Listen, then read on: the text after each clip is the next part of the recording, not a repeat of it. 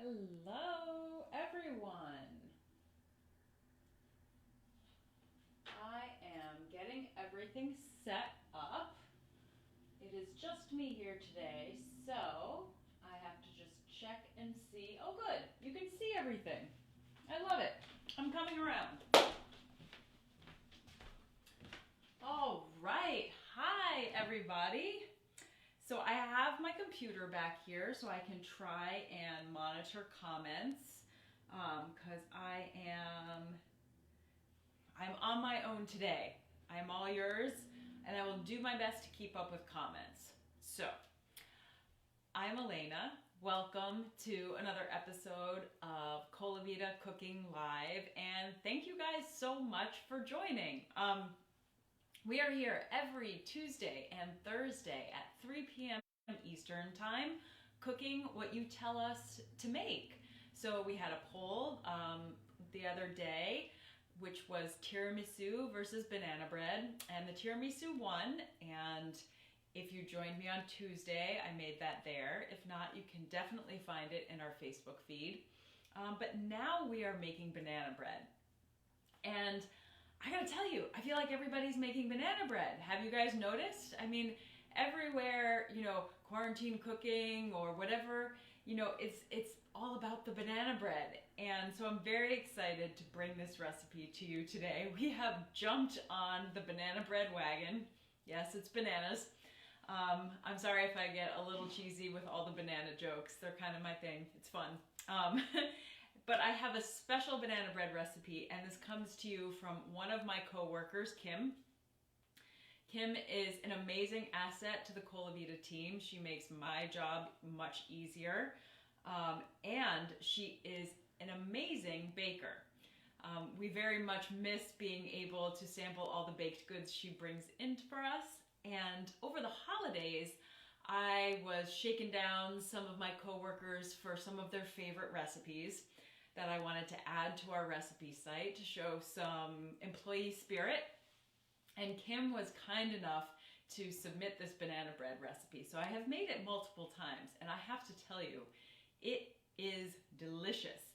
And it uses olive oil instead of butter, which is something I am excited to talk to you about, the subject of using olive oil instead of butter in your baking and what kind of baking you should do that with.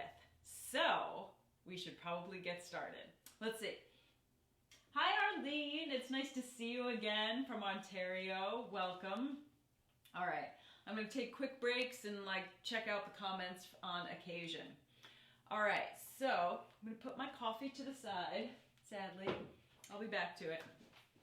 Okay, I have a medium-sized mixing bowl here, and I am gonna start with 2 2/3 cup of flour right here. This is all-purpose flour, nothing fancy. And I am going to, so before I do this, let's talk a little bit about baking. I actually like to bake. Some people are bakers, some people are cooks. I like to do both. Feel free to tell me what you guys like in the comments. But sifting is a thing that bakers do. I'm not the best sifter. Sometimes I put everything in the bowl and give it a little twirl with the whisk, but if you have time, it's really something you should do. I actually don't own a sifter, but I have this little thing, and so I can add my flour to it. I saw someone do this once, and I can sift it that way. So, again, I'm probably not going to do this the whole time because you're going to be bored to tears watching me do this. But I wanted to show you that this is a way to sift something without an actual sifter. So you would do this to aerate your dry ingredients, make sure they're nice and fluffy, there are no clumps in there. Also, you would add maybe your baking powder, baking soda, salt, and get it all incorporated. Instead, I'm going to take the speedy method. Sorry, Kim. And I'm going to put this over here. I have added my flour to my mixing bowl. I've got 1 teaspoon of baking powder, 1 teaspoon of baking soda, a teaspoon of salt, and I have a teaspoon of cinnamon and a half a teaspoon of freshly ground nutmeg. The nutmeg, I have to tell you, is a wonderful addition to this recipe. So if you have fresh and you can grate it on a microplane, I really recommend it. I might have a little more than a half a teaspoon because I really like it. Okay. All the dry ingredients are in, and I'm gonna get out my sifting substitute, which is my whisk, and I'm gonna get all that in there. Now, if you're looking for this recipe, we have it posted in the feed on Facebook. It is also on colavitarecipes.com. You can find it there. Okay, so I'm gonna make sure all of that is beautifully sifted. Got it? We're gonna set it aside. Okay. Now we have an even larger bowl. What is the purpose of sifting? So if you missed what I said before, the purpose of sifting is to sort of aerate your ingredients, your dry ingredients, make sure there are no clumps. Also, if you're adding baking powder and baking soda, you can add that into the sifter and everything will come out evenly distributed. Make sure it's nice and fluffy so your flour isn't packed down and too dense. So it's actually a really good thing to do. But I'm taking a shortcut today. Okay. Buongiorno, Antonio. Welcome. All right. Oh, one of the winners of the giveaway. And Trisha says hello. Hi, Trisha Colavita. I've been seeing you following us, and we very much appreciate it. Thank you so much. Okay, now we have our wet ingredients. And I have 2 eggs, yolks and whites. I have a cup of sugar right here, just regular granulated sugar. And I have a 1/3 of a cup of extra virgin olive oil. So I should talk now about extra virgin olive oil and oil in baking. So using oil, specifically we're talking about olive oil, is really good in recipes that might call for melted butter. So your breads like banana bread or zucchini bread or like a carrot bread, a muffin, cookies. Jessie Sheehan has some recipes on our website. She just did a cookie recipe for us yesterday. So a lot of recipes are really great for using olive oil. You can use it in pancakes. And so that is one thing that you can do. You don't have to use butter. Now, why wouldn't you want to use butter? Butter's great. I love butter. Well, olive oil is actually healthier for you. There are no trans fats. Also, you get a flavor boost from olive oil. Now, this is something you want to take seriously in your baking. I'll put down my prop for a second. Because, can you use wheat flour? Okay, I will talk about the wheat flour question in just a second. So, flavor in baking. Olive oil has a flavor, but Colavita has many different kinds of olive oils. We have our premium Italian here, which is our boldest flavor and goes really well with things like chocolate, deeper flavors, or if you really want to make an olive oil cake. We also have a regular olive oil that has a really mild flavor that you wouldn't even detect. So that could be multi-purpose for pretty much anything. But you can get kind of creative, which is nice because you can pair flavors of the olive oil with what you might be making. If you want to make a chocolate cake, maybe you would choose a robust flavor, or even a cookie. The banana bread, I am actually using our premium selection, extra virgin olive oil, so I will get a little bit of that flavor, but it's not a super bold version of that. So I like the extra virgin olive oil. That's my thing. So here we go, 1/3 of a cup. Now someone asked if we could use whole wheat flour. So yes and no. I would actually do a mix. I might cut it maybe a cup of all-purpose and a cup of whole wheat. The reason is sometimes when I use whole wheat, because it's a whole grain, that grain really absorbs, and the proportions of your wet and dry ingredients may change. You may need to add a little bit more wet ingredients to bind that. Also because the gluten in whole wheat is not as strong as it is in all-purpose flour, so you might need to add a little bit more binder. But you can definitely do it. So I might do a mix, whole wheat, you know, and all purpose. But if you only have whole wheat, give it a try and let me know how it goes. I've never done it that way. Okay. All right, let's see. Okay, so we have our eggs, our sugar, and our olive oil in here. And now, where is my appliance? Ah, here it is. Okay. I am going to mix this up so it's nice and smooth.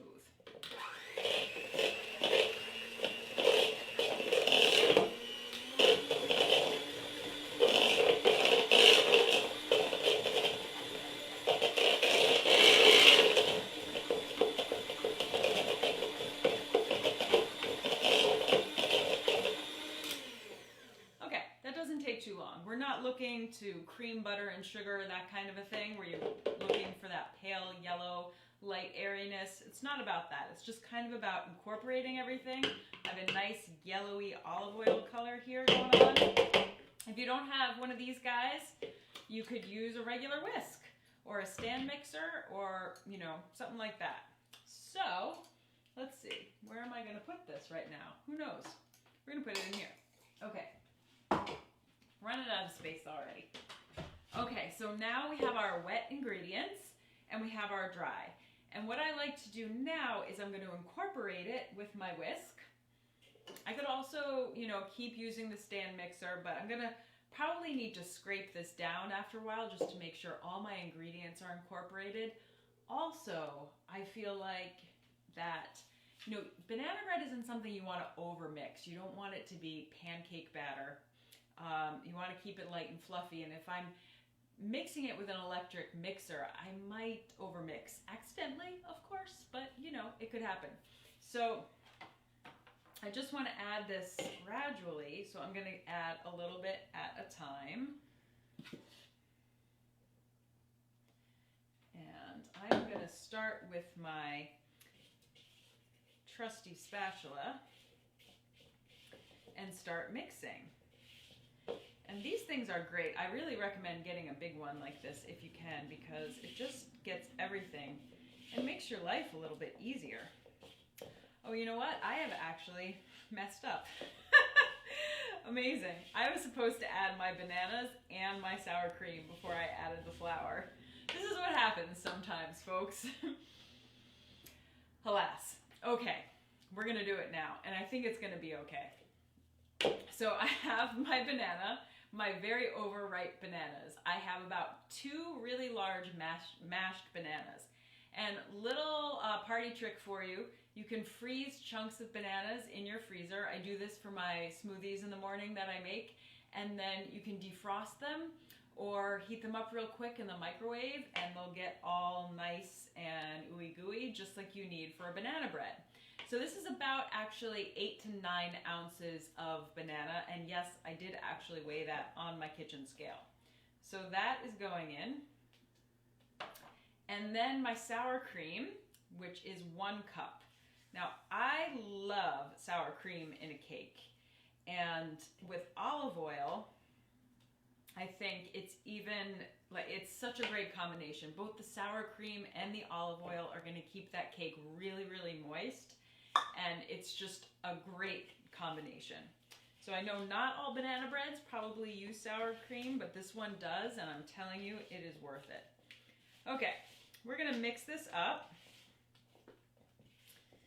And then I'm gonna add the rest of my flour. Yay, should have had the rest of my coffee, right, before I started this. Okay, here we go.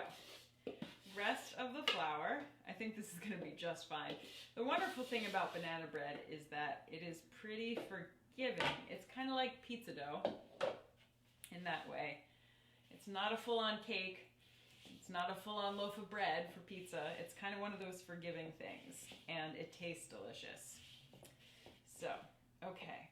A little bit more flour we're going to add.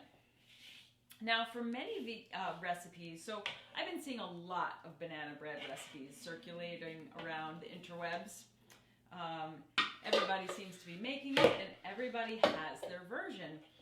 And the great thing about that is, yes, it speaks to the versatility. Like I was just saying, you can use sour cream, you might not. You can use olive oil. Some people make it with butter or other oils. I've seen vegan versions. And the great thing about baking with olive oil is that if you're not using eggs in your recipe, we are, but if you're not, that makes it a vegan recipe. You don't have butter, you don't have eggs, and obviously you wouldn't be able to use sour cream. You'd have to use a nut milk or something like that, which can be done. So, you know, consider that for the vegans in the audience, if there are any. Okay. Can you replace sour cream with yogurt? You can, actually. I would use a Greek yogurt, something a little thicker. So you can definitely do that. Absolutely. Real life baking, Arlene, right? I mean, it is. And my mom says it will be fine. And actually, I think it will be. Okay, so not to overmix. My batter is nice and it's kind of chunky, and that's the way I want it. Vanilla also goes in. Man. Now this recipe calls for 2 teaspoons of vanilla, which I love because I love vanilla. So I like that there's more than 1 teaspoon of vanilla in here. Okay, now for our add-ins. So you could just do this, your pure banana bread in its truest, most basic form.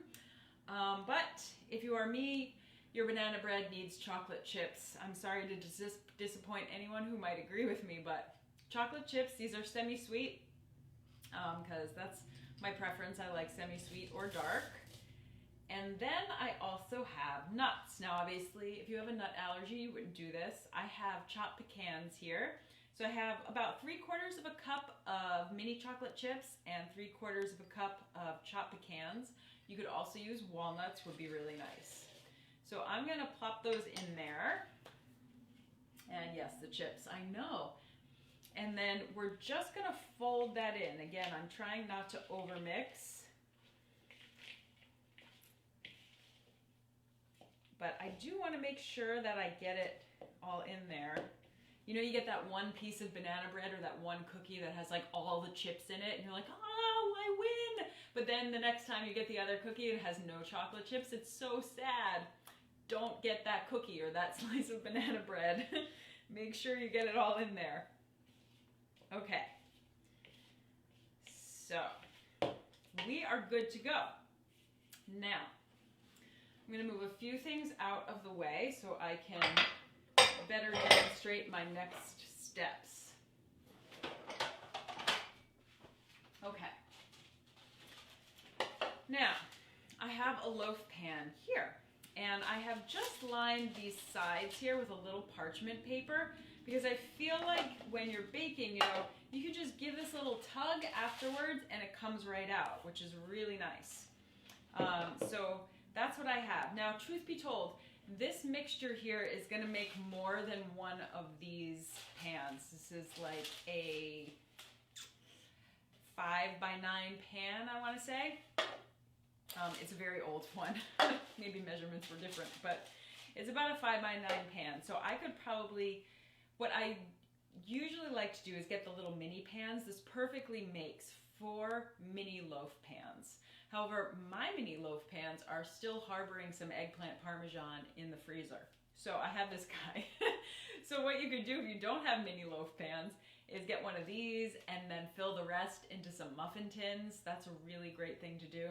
This freezes really well, so if you want to individually wrap your muffins and stick them in the freezer, defrost them for breakfast or anything like that, you can. You can even make this as a bundt cake if you want. But I know banana bread, people think it needs to be a loaf, you know, which I don't disagree with, but I'm just saying, you could get creative with your baking containers. Okay, how about muffins? Yes, exactly, Arlene, muffins. I love that option. And then in that case, I might save a little of my chopped pecans and put them on top. We're gonna talk about garnish in just a second. So I had a little drizzle of olive oil left in my measuring cup, and I'm just gonna put that in here. Put it up on the sides that aren't covered in parchment paper. Okay. Now we're gonna get it in there. And You'll be seeing something funny in a little while, which is why I'm warning you about not overfilling your pan. So baking powder and baking soda are both leaveners, especially baking soda, and when you combine them with salt, that's what makes breads that don't have yeast, like a banana bread, rise. So when you say, fill it, 3/4 of the way, I would definitely fill it a little less than that, because this thing is going to puff up, which I will show you real-time evidence of that very shortly. So yes, I wouldn't fill more than 3/4 of this pan up. So I might have a muffin or two left over, which I will definitely put in a muffin tin after this. Okay. All right, that is all I'm going to do. That's about 3/4 to me. Get that back in there. You don't want any wasted. Okay. Let's see. Okay. What can you replace vanilla with? Well, you could leave it out entirely. There's not a lot you could replace it with unless you want to experiment with some different extracts. But, honestly, I've replaced it with a tiny bit of orange extract sometimes that I really like, but that is up to you in terms of what you like for your flavors. Sometimes an orange works really well, only if you have chocolate chips in there, because I really like orange and chocolate together. So I would say that works. But if you don't have vanilla, I would say to leave it out. Some people might say almond extract, but I've got my pecans in there. Almond extract is really strong and overpowering. I'm not sure I would do that. Okay, so I have this, which looks really good. Now I'm gonna do a little decoration because we all want to create Instagrammable food photos, right? I do. I don't know about you guys, but I do. So I have this extra banana,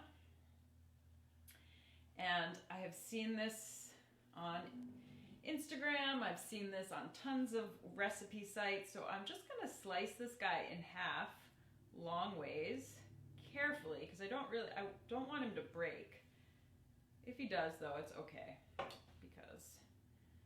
Okay, and then I'm going to place him in the top, kind of push him down. Oh, see, he broke.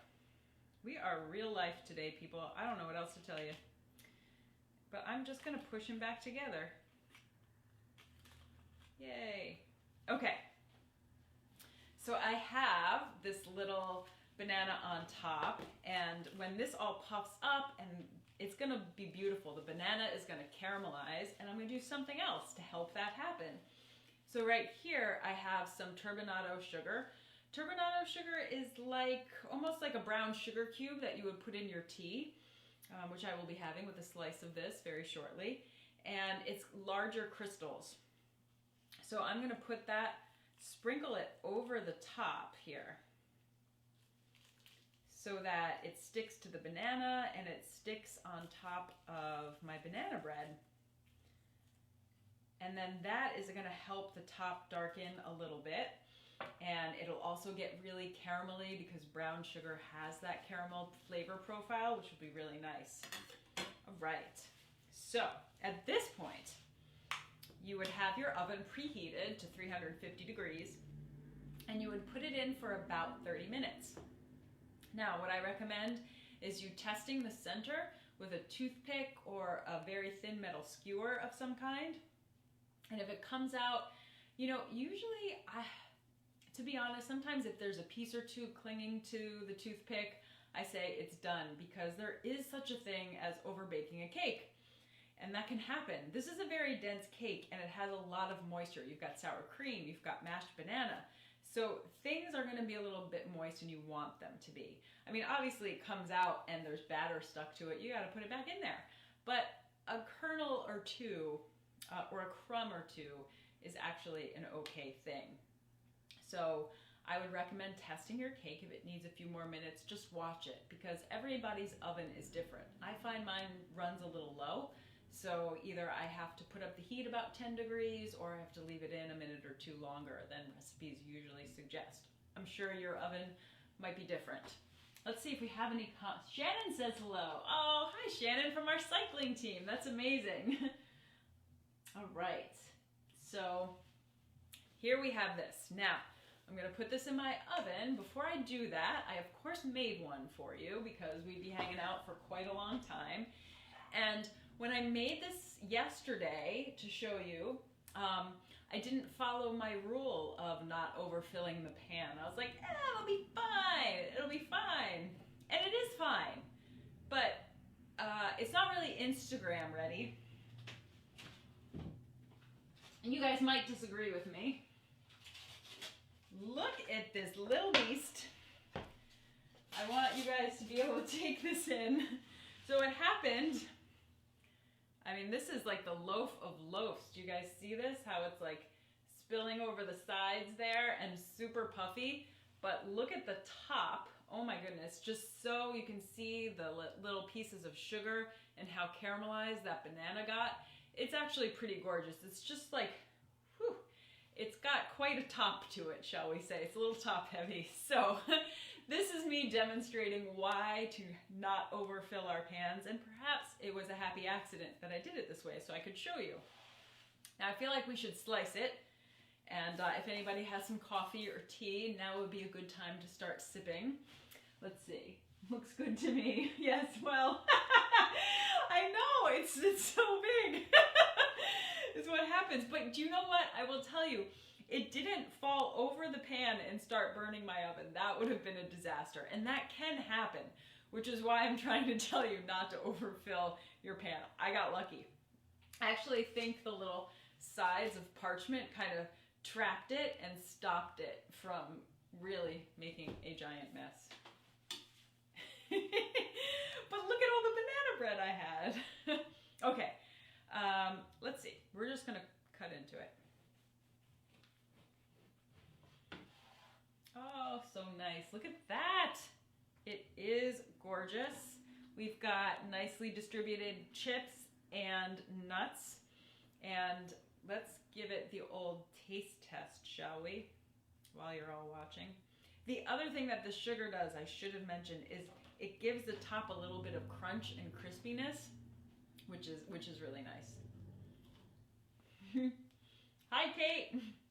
Oh my gosh. That is heaven. Arlene, do you mean butter on top? Not sure what you mean. So respond and I will respond to you.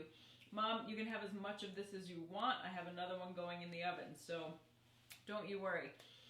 So let's regroup a little bit on cooking with olive oil, baking specifically. If you guys have any baking questions about olive oil, please let me know. Shoot them over into the comments. And I will let you know. So, okay, Arlene asked if I put butter on top. So I didn't. I've actually never done that with a banana bread, honestly. I mean, maybe you could, but because I was trying to keep this an all olive oil version, I didn't do any butter glaze on top. I just wanted to keep my sugar on top with the banana because I get this really nice crispy crackle. So that's what I did this time. I would try that, but I was kind of keeping this all to a, just all to, you know, olive oil. Cream cheese. I see a comment about cream cheese. So, okay, reducing the sugar, that's another good question. Oh, slice of pound cake and butter slices. Arlene, yes. Absolutely, and that's where I love butter, is to put it on there right away because it's warm and the butter is gonna melt, and that is deliciousness. So yeah, thumbs up. Totally agree. Okay, so comment about cream cheese. So here's the thing about cream cheese. The reason why you use sour cream, there are a couple of reasons. First of all, that flavor is a little bit tangier than cream cheese. Also, the structure of it. It's not, cream cheese is very, very solid. And it's going to be a very, very dense cake. So sour cream, because it's looser, it's going to be a better consistency for your cake overall. You don't want that tight cream cheese structure. So You could try something like buttermilk instead if you don't want to use cream cheese. If you don't want to use sour cream. I think you could also try mayonnaise. I know, but I think you could do it.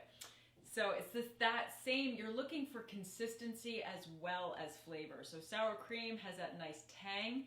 It's also, it's kind of a fatty cream, but it's not a full-on cheese or spread. So those are the differences. Sugar. So let's talk a little bit about baking, because with baking, it's not like cooking where you can sort of adjust as you go and make changes. So the measurements are there for specific reasons, and they work best when you use those measurements. That's not to say that I haven't cut my sugar down, because I have. Sometimes it doesn't always yield the best results. And my mom has a great example of this about those cookies you made, Mom. Remember those? They really affected the texture of these cantucci that she made. She brought them over to me, and it was like chewing on a piece of wood. I'm sorry, Mom. The next batch, when you made them with the right amount of sugar, was much better. And it wasn't just about the flavor or the sweetness, but it is often about that texture. When you do things like cream butter with sugar, the proportions matter as well as the process. So if you're cutting back your sugar, sometimes it can work, sometimes it doesn't work as well, You might be okay in a banana bread like this, but as you can see, it makes a lot of banana bread and a cup of sugar. It's not too bad. I've seen a lot worse. Let me check some more comments. Yes, Trisha, if I was gonna have this later, I would toast it with butter too. That's why I haven't eaten anymore, because certainly it is going in the toaster. It's a great way to do that. And if you're having a bunch of people over, someday hopefully we can do that again, or if you have a big family and you're all in the same house right now, you can slice it, put it in your oven's broiler for just a little second or two, and then put some butter on there. That's a great thing to do too. Okay, oh, cream cheese on top. Well, of course, cream cheese on top, yeah. Sorry about that. All right, if I cut my sugar, okay, so I got that one. So those are, let's see, what else with baking with olive oil? So again, some highlights. We actually have a really great post on our blog, which you can get to from colavita.com. Jessie Sheehan, who's a recipe writer and a baker, wrote us a beautiful post about why she bakes with olive oil. And if you guys want to head over there and check that out, and of course we have a bunch of baking recipes on colavita.com that you can use olive oil in. But she has some really great tips about that. And I would say that, there are a couple guidelines. First, you want to think about, is this a recipe that would be, is calling for melted butter? Okay, check that box, then maybe I can use olive oil. And then think about, how you would use it. The conversions are a little different. So if you have 1 tablespoon of butter, it doesn't equal a tablespoon of olive oil, and that's really important to keep in mind. And we actually have a conversion chart on our website. Maybe we can find that link for you and post it in the comments somewhere. Camelia is also posting the link to Jessie's blog post in the comments as well. So yes, the proportions are different. So we have a handy dandy guide that we can get to you, and Jessie's article is amazing. Bundt cakes, banana breads, pancakes, cookies, muffins, things like this are really good. Now, I've actually also made a pie crust with it. It's a little bit different texturally. It doesn't get flaky like butter. I find like a crostata, like a free-form crust, works really well with olive oil, and you might like that flavor. So these are things you can think about. We have some recipes for that also. Again, it's not an animal product, and it has really healthy fats. So you can think about these things. And finally, you can think about flavor. Olive oil has flavor. I happen to really like it, and I think there are recipes that lend itself really, really well to. So those are all the things you can start to get creative when you use olive oil in your baking. Ciao, Arlene. I hope to see you on Tuesday. So if I was going to have this, yes, okay, I got that one. So thank you guys so much we are going to be running a poll for next week. So please pay attention. Follow us on Instagram at Colavita USA or Facebook at Colavita USA also, like our page, and sign up for our newsletter on colavita.com. And if you would be so inclined next time, I forgot to do this in the beginning, to start a watch party on Facebook, that would be amazing. We would love it. So you could watch with your friends. You know, that's a fun thing to do.